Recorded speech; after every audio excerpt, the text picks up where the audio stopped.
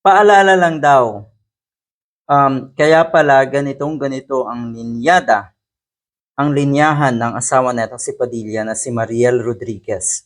Kasi ang sabi niya po dati, we don't deserve him. Etong si Robin Padilla. O, ayan. Talaga naman. Talaga naman. Kung isa ka sa bumoto dito sa number 1 senator ko, no? Nakakatulog ka? Hindi ka nahihiya sa sarili mo? Kasi nakakaya to, ah. Kasi naandyan si Mr. Padilla, umiikot ang mundo niya sa Senado para sa mga Duterte. Vocal siya dyan, ha? Vocal siya dyan. At kung titignan niyo po, kung naalala niyo po yung sinabi niya na sunugin niyo daw siya, kahit sunugin niyo daw siya, ay mag-aamoy Duterte siya. Diyan natin nakikita yung kawalang hiyaan ng mga nasa paligid ni Duterte. Alam ni Mr. Padilla na kahit papano, hanggang ngayon, nakakasandal pa siya sa mga Duterte. Pero wag ka, darating ang panahon, sa mga susunod na pagkakataon, bagsak na kayong lahat. Wala na. Ang sinasabi niya si Padilla, dapat daw ang maupo na Senate President ay someone from the Senate minority or a Duterte supporter. Ang hindi ko maintindihan dito, from the Senate minority.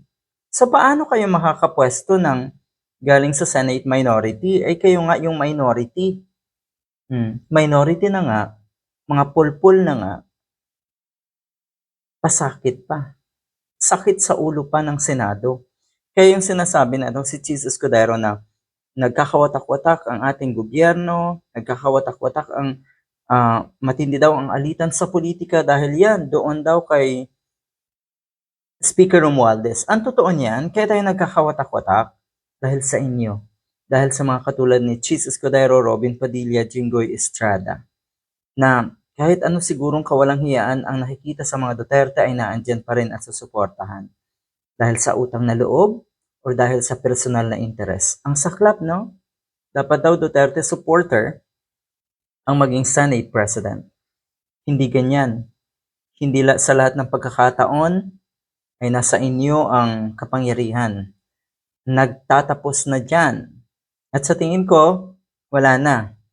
Sabi ng ilang DDS, hindi daw mawawalan ng Duterte.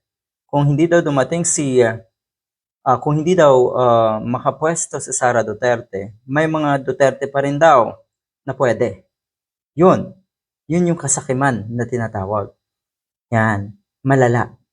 Senator Robin Padilla raised the possibility of a change in Senate leadership if the impeachment complaint against Sara Duterte reaches the upper chamber. Yon, magpapalit. Naku, sa tingin ko hindi na. Sa tingin ko napahiya na kayo. At kung gusto niyo paulit-ulit kayong mapahiya, bahala kayo.